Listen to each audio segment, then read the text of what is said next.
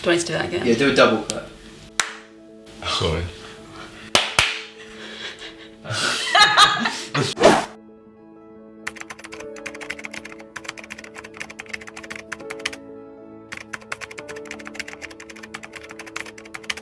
When Christians say they've heard from God, what do you think that means?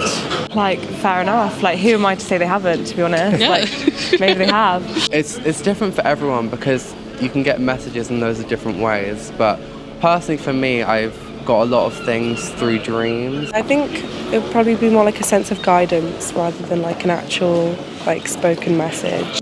Through just connections of me thinking and seeing it out in the world, and I think that's very special, but it's different for everyone. I don't know. It's nice to believe in it, but I'm not quite sure if I'm with that. So I want to ask you guys, do you guys have any stories or testimonies about hearing from God?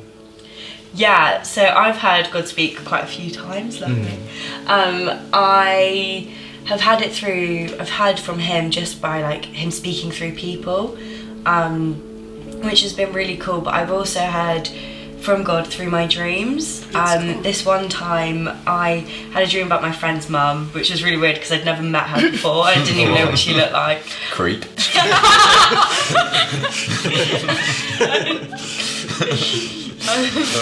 I had this dream about my friend's mum, and she, in this dream, she got a new job, which was like weird, like I don't know why I'm dreaming about my mate's mum, but it happened. And but what was really interesting was I didn't know her, like I'd never met her before, and when I woke up, like I could tell there was something different, like it wasn't just like a weird fever dream. And the next day at school, my friend came in and he was telling me about how he was praying for his mum because she was going for a job interview. And she'd just been made redundant like the week before, which was like so rough, a lot of pressure for like a 14-year-old kid to be under. Yeah, and we prayed together for his mum and she got the job, which was great. Yeah, and it was just so cool that I didn't know this woman, but God still spoke to me and through me into their life, which I thought was quite cool. I can find it quite difficult to hear God, and especially when it comes to my own like life, if I want like guidance or like just his input for me personally, I find it really hard to hear God. And maybe it's because there's emotion wrapped up in it and a lot of other thoughts. I hear a lot more from like other people speaking to me, and I get little bits for other people, but I definitely go through phases of just feeling like I'm not hearing anything, which can be really difficult. But I know that we don't have to hear stuff. Like, it's not a requirement for us. That's what I was going to say. I was just going to say, like, I guess we're all Gen Z millennials. Everything about our culture is like fast paced, and like we're kind of living in like the microwave generation where we expect things to happen quick and quick and quick. Especially when we're praying about, let's say we're praying about like, healing, or we're praying about, we're asking God for something.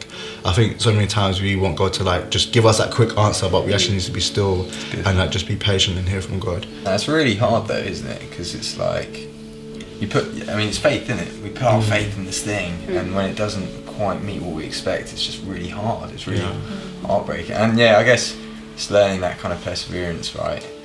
I know for me, when I became a Christian, I lost a lot of my friends. Just everyone would go to all these parties, I'd stop, I'd go to youth instead, come on. And it was great, it was a good time, but got quite quickly rejected from all these circles, and then people didn't like it. They used to stand me up in class and be like, "Oh, why are you a Christian? We're going to ask you all these questions." Like literally 2 months into being a Christian and having all that, and it was so hard, and it was so hard to see Jesus in it, because I was walking into school every day reciting Psalm 23, like even though I walked through the valley of the shadow of death, and I just had to persevere. I had to learn to trust God in those moments, and actually, He has. I was forced into a music room to hide. I had people who used to literally walk around my school looking for me to beat me up. It's terrible.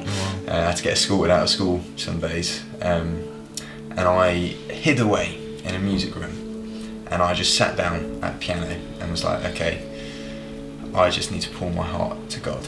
And so I just started like figuring out some stuff.